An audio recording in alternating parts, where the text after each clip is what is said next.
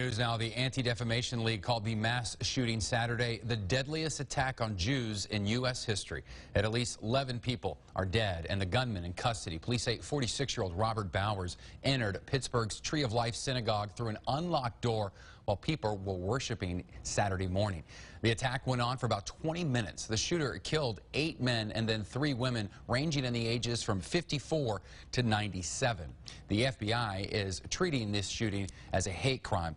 And we've had a lot of reaction from political leaders here in Alabama as well as in Florida. We begin with Congressman Bradley Byrne, who made this comment: "There is absolutely no place for hate and bigotry in America. My prayers are with all those impacted by this tragic shooting." Senator Richard Shelby tweeted, "Saddened to hear about the horrible shooting Pittsburgh's Tree of Life synagogue. We as a nation must strongly condemn acts of terrorism and hate in our communities and in places of worship." In Florida, Senator Marco Rubio yesterday was a tragic reminder that the ancient evil of anti-Semitism is still with us, that among us lurk those who do not just say or write horrible things, but could, at any moment, turn hatred into unimaginable violence.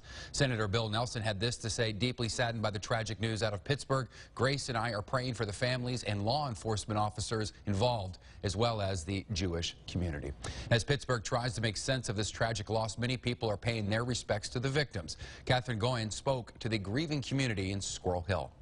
Many people shared such fond memories of those who tragically lost their lives inside of the Tree of Life synagogue, and you can just tell they were so loved by their community. Others traveled to Squirrel Hill just to offer support at a time when it's needed most. They were really good people. Hard to understand why anyone would want to come in and kill them. A somber disbelief hangs over the streets of Squirrel Hill as the community and members of the congregation remember loved ones. The others that died there were people that were, when I first converted to Judaism and joined this congregation, that were always incredibly welcoming and friendly to me, and people I talked to every week, people I shared lunch with after services every Saturday. Memorials of flowers and messages of hope growing at several locations around the Tree of Life synagogue. And I think something like this should bring people closer together, not pull everybody apart. Many coming from other cities and even other states to pay their respects to the neighborhood they grew up in. I lived here, but what really struck me is that someone would allow their heart to get so dark as to, just because of somebody's faith, you know, they would take their lives and take 11 people's lives and try to take many more lives. And others trying to help in any way they can with a hug, condolences, or love from a therapy dog. So if the dogs would be able to read the headlines, they would know that there's a need for the therapy dogs. Love has no age. Love has no religion.